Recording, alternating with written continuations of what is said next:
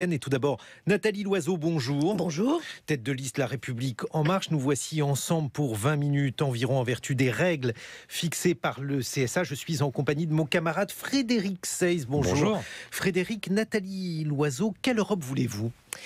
Une Europe de progrès d'abord. On a oublié ce que c'était que le progrès en Europe, ou en tout cas il se passe parfois sans nous. Une Europe où le progrès technologique ressemble à nos valeurs. Une Europe de progrès social. Trop longtemps on a considéré que l'Europe c'était un marché, que le progrès social c'était pour autre chose, ou que c'était pas du tout. Et c'est intenable aujourd'hui. Et puis une Europe qui protège notre planète, une Europe qui soit à l'avant-garde de la lutte contre le dérèglement climatique. Et enfin une Europe de liberté. Ça a l'air évident. On vit en liberté, en démocratie depuis si longtemps maintenant dans notre pays. Ça l'est moins aujourd'hui. Tout à l'heure, on parlait des élections en Espagne. On doit d'abord se réjouir et voir qu'il n'y a pas de fatalité. Les partis qui ont le mieux réussi dans cette élection sont des partis pro-européens. Mais on voit aussi, et on doit toujours voir, la montée de l'extrême droite, inquiétante. Elle n'existait pas en Espagne il y a très peu de temps. Aujourd'hui, elle est présente au nouveau Parlement espagnol. Donc une Europe de liberté, de progrès et de protection.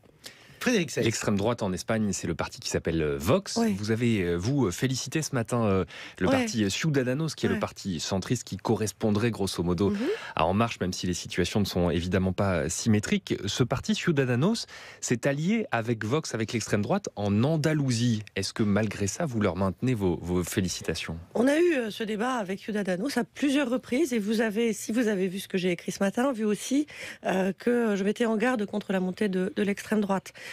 Pour moi aujourd'hui, il y a un cap qui doit être extrêmement clair. Les progressistes doivent se réunir pour éviter qu'on se retrouve avec les années 30, non pas 2030, mais 1930. Moi, ce que j'ai vu, entendu de Vox pendant sa campagne, c'est inacceptable, intolérable. On a entendu des relents de franquisme, on a entendu une lutte éperdue contre le féminisme en 2019. Bref, c'est vraiment un combat qu'il faut mener. Mais est-ce que ça n'est pas un épouvantail un peu facile, Nathalie Loiseau, les années 30 après tout, il y a d'autres positions entre les progressistes et ceux que vous qualifiez de populistes, notamment en France, pour l'élection européenne. J'ai jamais dit que nous avions le monopole du progressisme. Mais ce que je constate, et depuis des années, c'est que certains de nos opposants traditionnels se sont bouchés les yeux et les oreilles pendant que le populisme ou le nationalisme montait à grande vitesse partout en Europe.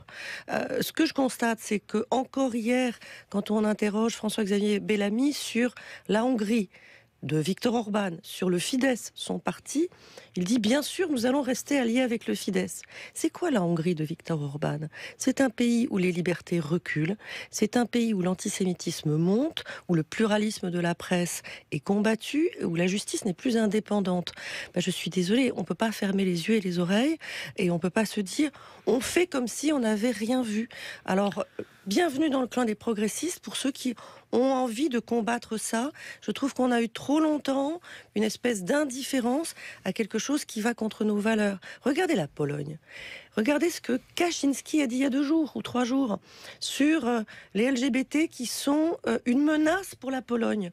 On va dire que c'est normal, on va dire que c'est ça l'Union européenne. Moi je dis non, on combat ça avec virulence. Frédéric Seyss. Vous allez présenter votre programme complet pour les élections européennes le 9 mai, qui est évidemment une date symbolique pour l'Europe, mais qui fait aussi tard, juste avant le scrutin du 26 mai. Pourquoi attendre autant ? Vous pensez finalement que ce scrutin n'intéresse pas assez les Français ?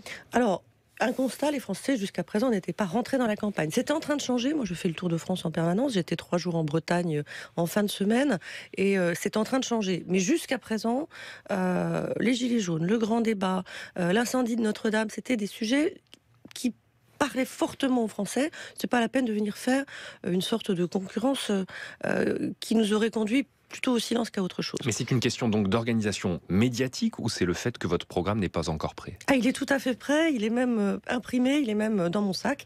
Il dit quoi dans ce cas-là, Nathalie Loiseau ? Il dit beaucoup de choses qu'on a commencé à expliquer, par exemple sur les questions liées à l'état de droit.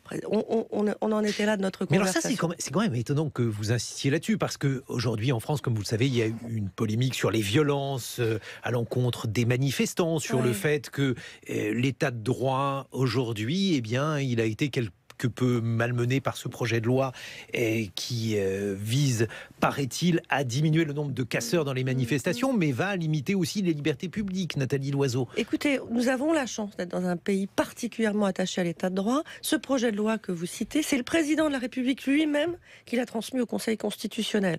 Le président de la République est le garant de la Constitution, mais aussi des libertés. De lui-même, il a pris cette initiative. Et puis, rappelons-nous quand même, tous les blessés sont à déplorer. Mais rappelons-nous qu'on parle de manifestations qui elles-mêmes étaient violentes, notamment violentes contre les policiers. Il n'y a jamais eu de violence. Il y a eu des journalistes touchés, il y a eu des gens qui n'étaient pas violents dans ces manifestations et qui, là aussi, ont eu à subir les assauts des forces de l'ordre. Ces manifestations-là sont la première fois où ces violences ont eu lieu. Regardez les manifestations sur le climat tous les vendredis, vous n'avez jamais ce genre de sujet. Regardez les manifestations sur les violences faites aux femmes, vous n'avez jamais ce genre de dérapage. Et ce que je constate samedi après samedi, c'est que quand des violences sont commises par certains qui enfilent un gilet jaune, ça ne veut plus rien dire aujourd'hui. On voit bien que certains de l'ultra-droite et de l'extrême-gauche jouent avec ça et avec une espèce de désordre. Pour piller, pour casser, pour dire aux flics suicidez-vous, autour d'eux, personne ne les arrête. Il y a un sujet majeur qui est que ce mouvement aujourd'hui tourne en rond. Justement, d'ailleurs, vos meetings sont régulièrement perturbés, plus ou moins violemment par des gilets jaunes. En Parfois général, violemment, oui. Voilà, exactement, mais pas toujours. Des fois, c'est aussi une forme de confrontation démocratique. Ça vous agace ou bien vous avez pris votre parti finalement d'être assimilé, évidemment, à l'impopularité d'Emmanuel Macron ? Alors, d'une part, quand c'est pour discuter et exprimer des désaccords, mais aussi dans un esprit républicain, j'ai aucun problème. Avant-hier, en Bretagne, une poignée de gilets jaunes sont venus devant la mairie où je rencontrais un maire dont la mairie avait elle-même été taguée, il s'était fait traiter de collabo. Donc j'étais allée le voir. Une poignée de gilets jaunes était là, on a discuté une demi-heure. Ça s'est très bien passé. On est d'accord, pas d'accord. C'était respectueux de la vie de chacun. Et de la vie de chacun, tout le monde a trouvé la discussion intéressante et constructive. Aucun problème, c'est la démocratie. Je ne suis pas là pour voir que des gens qui pensent comme moi. En revanche, quand à Orléans, une semaine plus tôt, une cinquantaine de gros bras ont empêché des gens d'entrer dans une salle, c'était des jeunes qui voulaient discuter de l'avenir de l'Europe. Ça, c'est inacceptable. C'est aller contre la liberté de réunion, c'est aller contre la liberté d'expression, c'est aller contre la République. Et ça m'inquiète. Nathalie Loiseau, vous avez dirigé l'ENA et le président de la République, alors avec un projet encore flou, veut non pas supprimer l'ENA, mais en tout cas fondre cette école dans une école qui engloberait finalement différentes préparations au métier de l'administration. Qu'est-ce que vous en pensez ? Écoutez, moi j'ai en effet été directrice de l'ENA sans être ancienne élève de l'ENA. Je sais ce que j'ai pu faire. J'ai pu réformer les concours d'entrée, j'ai pu réformer la scolarité, j'ai pu réformer le contact des élèves de l'ENA avec la vraie vie, si j'ose dire. Alors qu'est-ce que vous n'avez pas pu faire ? Et je sais ce à quoi je me suis heurtée, c'est-à-dire énormément de conservatisme de la haute administration, celle que j'avais en face de moi. Disons les choses, j'ai pas été accueillie avec des fleurs en étant pas ancienne élève de l'ENA, femme et moins de 50 ans. J'avais l'impression d'être une Romanichel quand je suis arrivée à la tête de l'ENA. C'est pas très grave, ça m'a pas empêché d'avancer, mais sur l'égalité des chances. J'ai dirigé une classe prépa égalité des chances, très bien. J'arrivais à faire entrer une poignée d'élèves tous les ans dans les écoles de service public. Parce que notre système scolaire et universitaire, c'est plus un ascenseur social, c'est un entonnoir. Donc moi, quand j'arrivais 5 ans après le bac, j'avais plus de diversité dans ceux qui présentaient le concours de l'ENA. Ça, c'était un vrai sujet. Puis l'autre vrai sujet, c'est les carrières de ceux qui sortent de l'ENA. Est-ce qu'il doit y avoir, dès 25 ans, l'aristocratie d'un côté, le tiers-état de l'autre? Je ne crois pas. Et pendant que j'ai été directrice de l'ENA, j'ai pas été portée par une volonté politique forte au niveau du gouvernement et du président. Au contraire, on a multiplié les missions qu'on m'a confiées et on a baissé le budget tous les ans. J'avais de plus en plus d'élèves, de plus en plus de missions, de moins en moins de budget. Il était temps qu'un chef d'État, en particulier un inspecteur des finances, puisse dire ce qu'il pense de l'administration et comment il faut la réformer. Il a confié une mission à Frédéric Thiriez. Il faudra que Frédéric Thiriez prenne le temps d'aller voir tout le monde. Et c'est pas une histoire qui concerne que l'ENA. Si vous regardez Polytechnique, si vous regardez Normal Sup, si vous regardez toutes ces écoles de l'excellence et de la méritocratie française. L'excellence, c'est pas un gros mot. La méritocratie, c'est pas un gros mot. Mais il faut jamais se dire qu'on est au point d'arrivée quand parfois on est qu'au point de départ. Si l'on suit le fil de votre CV, vous avez donc dirigé l'ENA, vous avez ensuite été, je saute des années, ministre d'Emmanuel Macron, des Affaires européennes. Passer de ministre des Affaires européennes à eurodéputé, peut-être, évidemment, si vous accédez au Parlement, il y a assez peu de doutes.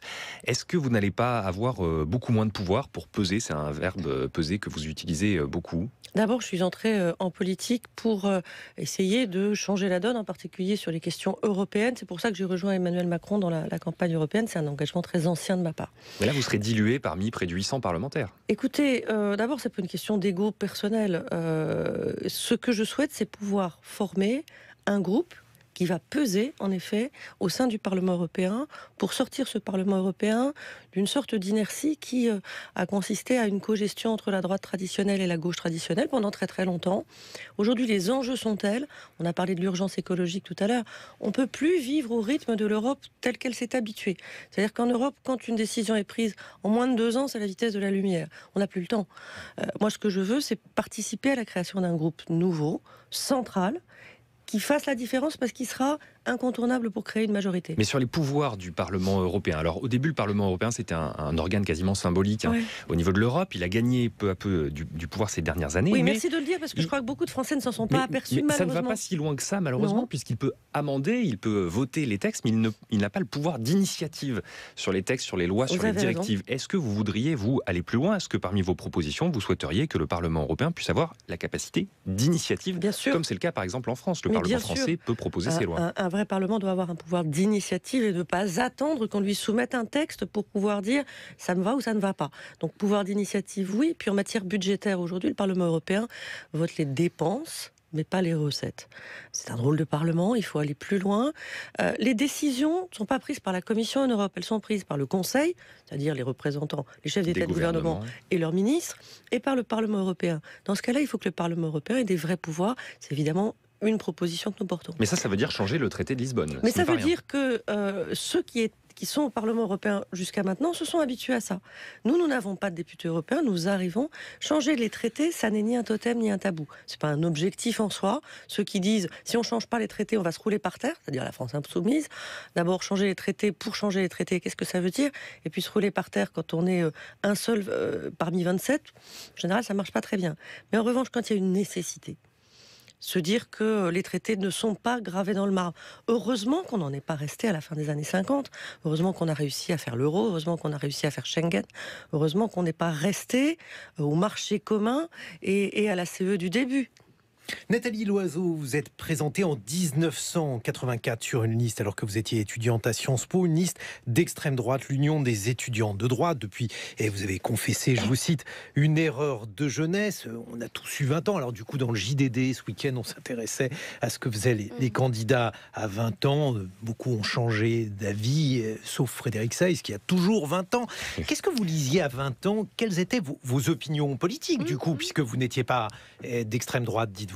Alors je n'ai jamais été d'extrême droite, ni à 20 ans, ni plus tard. Et mon combat politique, c'est le combat contre l'extrême droite. C'est-à-dire au moment où je mène ce combat, qu'on m'attaque, ça veut dire que quelque part on dérange. Bon, et tout ça est sorti de minutes, je vous laisse... Mais les faits sont vrais. Je n'ai jamais été d'extrême droite. Cette liste, à laquelle je regrette d'avoir participé, puisque certains sur cette liste étaient d'extrême droite. J'étais gaulliste, la belle affaire, et il y avait des gaullistes sur cette liste. J'étais... de la droite modérée, mon père est résistant, j'étais gaulliste. J'ai toujours beaucoup d'admiration pour le général de Gaulle, même si aujourd'hui je regarde plus vers l'avenir que vers le passé. Et j'étais pro-européenne, j'étais dans une association de jeunes étudiants qui militaient pour ce qui est devenu Erasmus. On est allé jusqu'à tirer la manche de François Mitterrand à l'époque pour lui dire qu'il fallait soutenir un projet d'échange étudiant, ce qui est devenu Erasmus. J'étais le contraire de ce que l'extrême droite prône. Apparemment, il y avait beaucoup de membres du GUD, le groupe Union Défense, dans cette liste, c'est-à-dire pas précisément des gaullistes, voire des anti-gaullistes. Alors, il y avait des gaullistes aussi. L'idée de cette liste, telle qu'elle avait été vendue... Qui étaient les gaullistes en ce qui me concerne, c'était le cas. Je précise que j'étais en position non éligible et que cette liste, elle a vécu, j'en sais rien, 15 jours, le temps d'une élection, où je crois qu'il n'y a eu aucun élu. Ces gens, je ne les ai pas revus. Non, mais disons que dans mes souvenirs, Ouais. l'extrême droite en 1984, c'était vraiment une extrême droite, vous voyez, quasiment nasilonne. On avait à lutter contre elle quand on était étudiant. Le GUD. Cette liste, elle s'appelait l'Union des étudiants de droite, et elle avait comme motto, comme slogan, de réunir, comme mot d'ordre, merci, il est tôt, vous êtes habitué à vous lever aussitôt, moi aussi, mais je ne parle pas forcément à la radio tous les jours, elle avait comme mot d'ordre le pluralisme. On m'a dit pluralisme et il n'y a pas de filles qui candidatent. J'ai dit oui, à l'époque j'étais à Langzhou les 3/4 de mon temps, j'apprenais le chinois, j'étais à 1000 lieues, alors je l'ai dit, c'est une bêtise, j'ai même dit que c'était une connerie. Qui n'a pas fait de conneries à 20 ans ? Vous peut-être, mais bon, ça n'est pas le sujet de ce matin. On a tous fait des bêtises et on a tous varié, évidemment, Nathalie Loiseau. Vous êtes restée une femme de droite ? Écoutez, aujourd'hui, ce qui compte pour moi, c'est le progressisme. Je viens de la droite modérée, tout le monde le sait, je m'en suis jamais cachée. J'ai travaillé avec Alain Juppé, j'ai une admiration. Non, mais c'est pour savoir si la République En Marche est un parti de droite que mais je vous aujourd'hui, pose ça n'a cette plus question. aucune importance. Aujourd'hui, les enjeux auxquels on est confronté, remettre des vieilles étiquettes, je sais que certains en rêvent, parce que certains se disent que c'était plus confortable avant. Qu'est-ce qu'il y a de gauche dans la République En Marche ? Écoutez, qu'est-ce qu'il y a de gauche chez moi ? Déjà, les engagements sociétaux qui font que, parfois, je me suis sentie très très loin de la droite modérée. J'ai été favorable au mariage pour tous très tôt. C'est ce qui m'a ça, c'est pour vous distinguer de François-Xavier Bellamy, mais non, c'est ce qui m'a totalement fait partir vers Emmanuel Macron. Par exemple, quand François Fillon a été désigné vainqueur de la primaire, pour moi, c'était impossible de me retrouver avec sens commun. C'était impossible. C'était le contraire de ce que je suis. Vous disiez à propos de François-Xavier Bellamy, qui mène donc la liste des Républicains pour ces élections européennes, que on voit assez peu les autres personnalités de sa liste comme s'il les masquait. Qu'est-ce que vous voulez dire par là ? Écoutez, moi j'ai la chance et la fierté d'avoir une liste de candidats avec des hommes, des femmes engagés, qui ont des parcours personnels, politiques ou professionnels, qui ont tous du sens et qui vont apporter quelque chose au Parlement européen. J'ai des écologistes et des agriculteurs qui ont envie de travailler ensemble.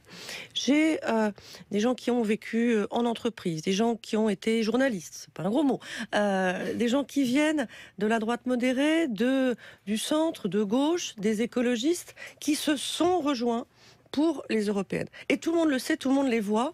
Il y a déjà eu plus de 100 réunions avec des colistiers à travers la France. Ils s'expriment dans les médias autant que moi. Ce que je vois sur d'autres listes, c'est qu'on voit les têtes de liste et qu'on ne sait pas ce qu'il y a derrière, qu'on n'a pas l'air d'avoir envie de les montrer. Chez certains, il y a du recyclage politique. Vous parlez de François-Xavier Bellamy, je suis étonnée qu'on ne voit pas Nadine Morano, qu'on ne voit pas Brice Hortefeux, qui sont depuis longtemps au Parlement européen. Ils travaillent, ils sont peut-être encore au Parlement européen, ils sont sortants. D'abord, le Parlement a fini de siéger, et moi je les y ai très peu vus pendant 2 ans. On ne sait pas très bien quel est leur rapport avec l'Europe. C'est vrai dans d'autres listes aussi. Je trouve que c'est pas prendre les Français très au sérieux, de montrer comme ça, une tête de gondole, et puis c'est quand même une élection de liste. On part au Parlement européen avec l'ambition d'y faire des choses, pas d'y recaser les gens.